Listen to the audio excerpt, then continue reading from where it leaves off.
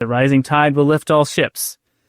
And that's how the system is meant to operate. And that's how this tithing or this law of consecration is meant to be seen. Yes, there are elements of give money to the storehouse, make tithes and offerings.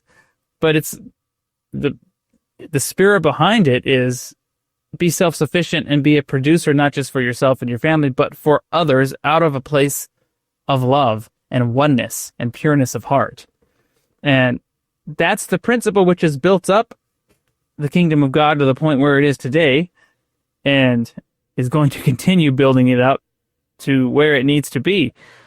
And this ties in right to these next verses here, that Zion shall flourish. And we are in the phase now where this prophecy is being fulfilled. We're seeing Zion start to flourish and be very financially, economically successful.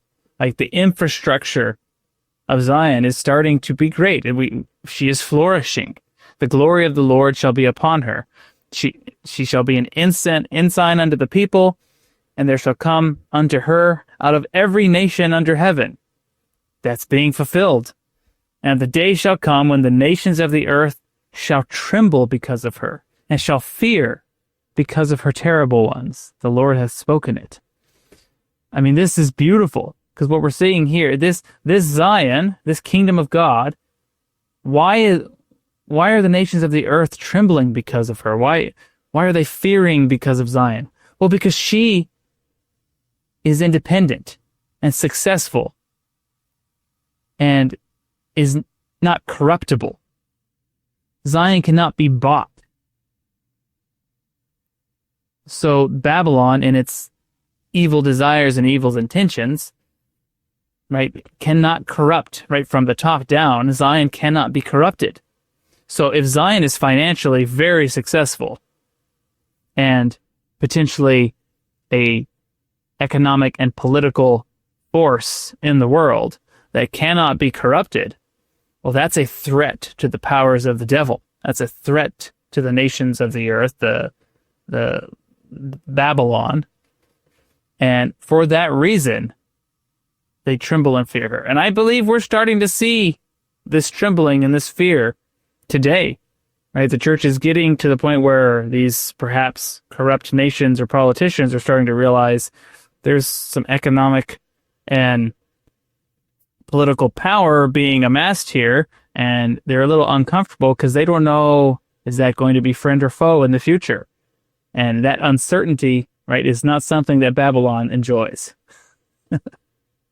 Well, this is one of the reasons the Book of Mormon spends so much effort and painstaking, nuance related to secret combinations and just how devastating they really are, because this is the way in which Babylon flourishes, and how Babylon perpetuates itself and increases in strength is through these secret combinations. But those relationships, it's very cancerous, right? You may benefit or receive something in the interim, in the moment, but there's going to be a decay long term in what you have to sacrifice, what you have to give up to be part of that secret combination. And most of all, the most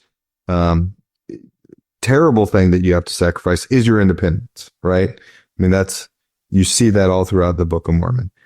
And exactly to your point, one of the benefits of the way Zion is being built up is it retains that autonomy, and that these secret combinations that the world is so used to employing and using to its benefit, and honestly feels like, well, this is the way it works, this is how we all benefit, is by using these secret combinations. Thank you for watching. If you found this content spiritually enlightening, please like, comment, and subscribe. Like the gospel, these little things make all the difference, and it helps the algorithm push out better content for everyone to enjoy on YouTube.